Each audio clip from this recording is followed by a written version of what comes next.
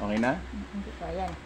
So ito guys, no, ito yung karugtong ng video ko, no, yung makina niya ay merong sablay na tunog sa tenga ko, ano. Ito yun, no. Isa, dalawa, tatlo. So magneto bolt, tatlong bolts. Pag ito lumuwag, mapagkakamalan ang sira ng motor mo is connecting rod. So ano mangyayari? Bibiyakin yung makina mo ngayon. Pag biniyak makina mo, ay biyak din ang bulsa mo. So ito lang yung tatlong magneto bolt to. No? So yung overheating niya, ikot na ron, pakikita ko.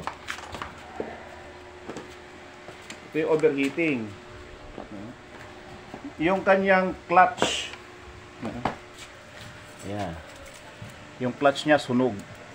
As you can see, tanggal na yung mismong lining. No, nakuha ko ron sa ilalim, no? Yan, ito yan. So, mataas na yung rev mo, galit na yung makina, ang usad mo is gapang. So, yun ang kokos ng overheat. There's no such thing as stop overhaul. Kaya sabi ko sa inyo, dalhin nyo sa trusted mechanic na hindi kayo bubudulin. Ayan, no? Cause of overheat. High rev, slow ang acceleration. Sige na.